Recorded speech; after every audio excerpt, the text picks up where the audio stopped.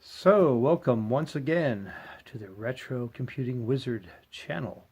Today's unboxing, yes, right now that's all I'm doing, is a real unboxing. And this one is really cool. I did the eBay quest, and oh, I don't have the monitor where you can see it. Let me move that over just a bit. It'll be a bit wiggly, but that's okay. Just slide it over. Oh, it's overexposed too. That's what you get when you use these flip side the camera in self-portrait mode. No control for exposure or anything. I don't think I can do anything about that. Yep, so it's all blown out. Sorry about that. Can't see it. Anyway, on my computer I have information about what's in this box. Maybe that makes it more mysterious as I reveal it. So this is an eBay purchase, and I've been eyeballing this for a while, and I was like, ah. Now the thing is, I have a lot of Atari Falcon computers. I have a couple of Stacy's. I have a whole bunch of STs, Mega ST. Um, I have 4 Falcons, I think. I'm about to buy a fifth. I have another friend that's promised me another one, so at some point that'll make 6. And the problem is a lot of my computers got a lot of water damage or moisture damage, and I just don't feel like many of them are going to work, and I don't have a lot of time right now to dig into them to find out. I did pick up a new refurbished ST that I know is working, and I've got all kinds of, as you've seen in some of the other videos, accessories that I'm buying to help me get things modernized and up and running again. And my Wistronics Falcon, I have a Falcon in a Wistronics case that's probably going to be okay, but even then I'd rather go very slow before I fire that thing up. I don't want to damage anything because obviously I've been sitting for 15 years, 10 years at least. And one of the 4 I know I tried to boot up back in 2002 and nothing happened, and it should have been fine, but it wasn't. So who knows? But it was before it was even outside really, so that was a strange thing. And then also in my collection I have probably a Commodore. A friend of mine gave me a Commodore Amiga 500, which should be in working condition. I've had that inside. That should still be good. I have a Commodore 64, unknown. And then I had some Atari 8-bits. And the 8-bits, I'm sure that all the drives got rusted beyond belief. The disk drives, they're shot. But that's okay because I bought some of the newer solutions for that. And I might have one Atari 8-bit, I think it's the XL. Yeah, I think it's the XL, the newer one. I think I have one of those. Don't know its condition as well. I did buy an Atari 400 on an auction not too long ago because I've never had one of the ones with the touch membrane. I ordered a RAM upgrade, some other stuff. That's supposed to be working. Haven't had a chance to test it yet, but that should be up and running. Power supply is good and all that. Plus, that particular computer, I found the power supply has a fuse built in so that if it ever goes out, it doesn't burn the computer up. It doesn't fry it, which is a nice thing to know, nice comfort. And I think you can still get original power supplies for those 400s. So, all that said, I was watching eBay, and they had an option to get one of these, which is kind of the weird black sheep of the Atari 8-bit family. This, I shall open up and see. It's kind of the Atari 8-bit computer that's not really an Atari 8-bit computer. It's one of those. If you've done your research, you know what I'm talking about already. It is, for all practical purposes, an Atari 8-bit computer, but it was not packaged as such and is missing some of the things that you would normally find in an Atari 8-bit machine. So I'm just going to open this up here, around. This is off the eBay auction, which I don't buy a lot from eBay. But this one, the price was pretty good, so I went for it.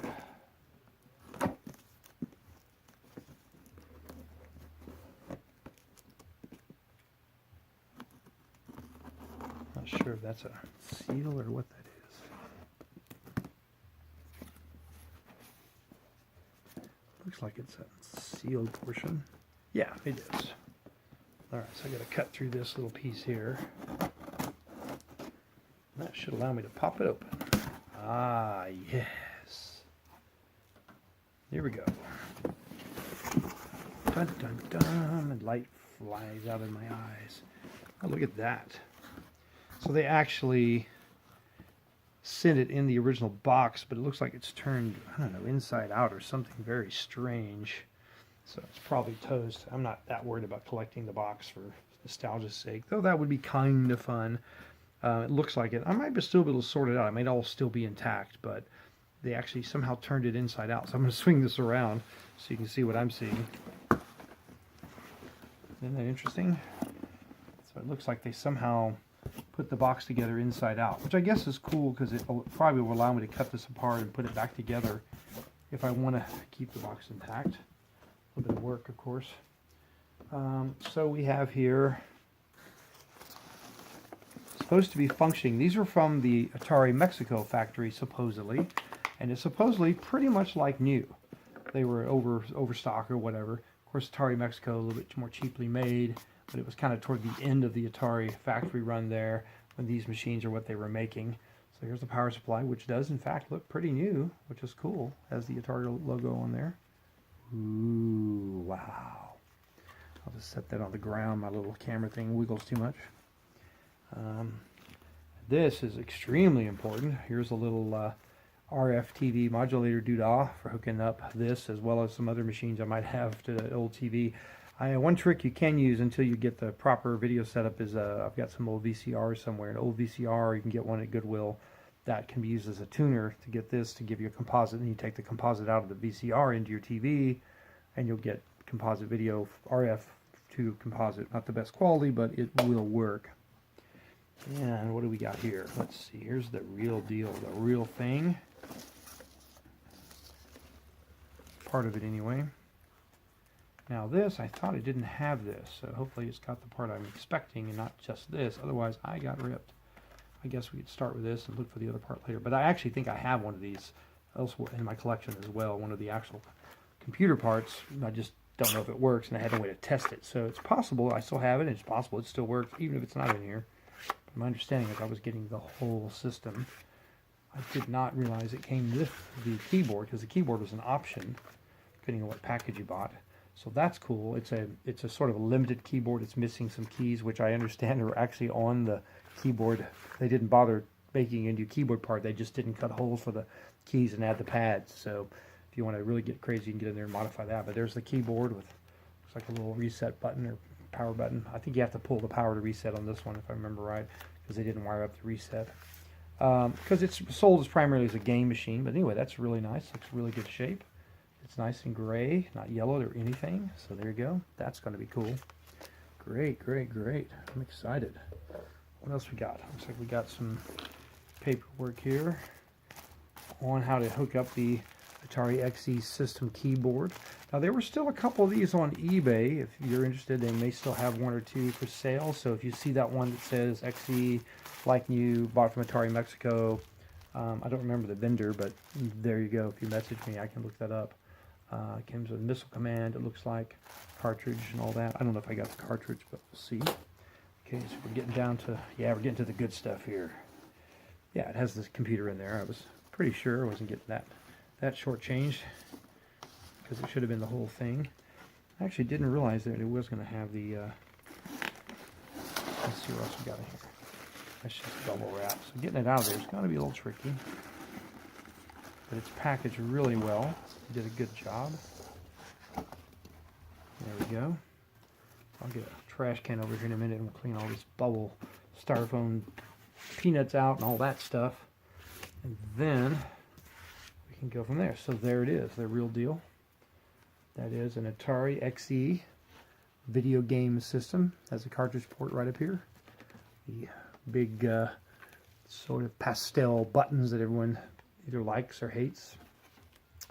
Looks like ports on the side, on this side, joystick ports, I think. Yeah, 2 9-pin joystick ports there, cartridge there. Not sure what that is, can't read it.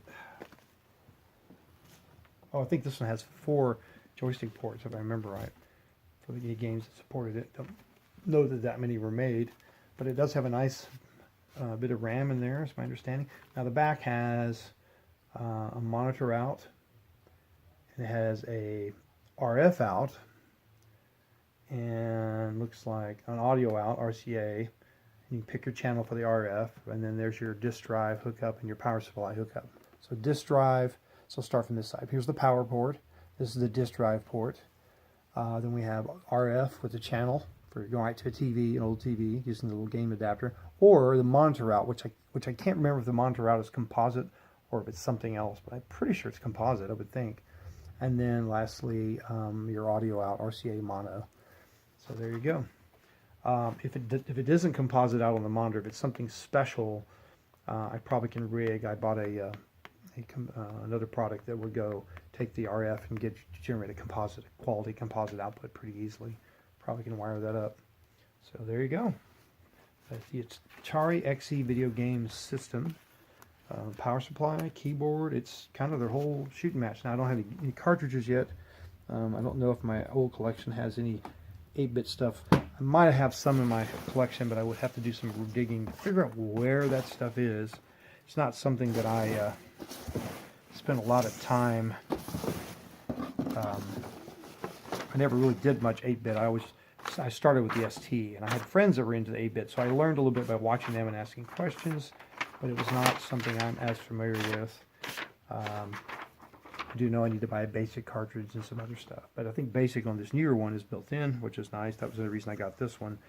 From a standpoint of can I plug in and do stuff, this will do it. I also have basically an Arduino device that plugs in as a disk drive on the 400, which I think will plug in on this. Pretty sure and act as a disk drive with a bazillion images that we can load up on there.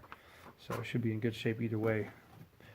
This is from BNC Computer Visions in El Dorado, California. Their phone number is 530-9270. 530-295, sorry, I forgot to give the full number. 530-295-9270. BNC Computer Visions in El Dorado, California. 95623 is the zip code. Their email is myatari2@juno.com in case you want to get hold of them.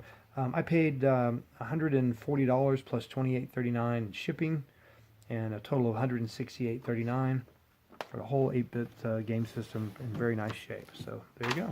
Extremely happy about this one, and this one I can't. This will be a worker. This will be set up and play it, use it. You know, not that I play games a lot, but I have basically, if you see my setup, at some point it'll be all up and running. I have computer cubbies and a kind of office-looking setup where there's 4 or 5 stations where I'll have various vintage machines up and running. Whenever we have studio open house or gatherings or things, they'll be there for people to play with and check out and everything. And you know, for me to be able to go and play when I want to tinker and stuff, try things out. So that's the goal. Thanks for watching, and until next time on the Retro Computing Wizard, take care.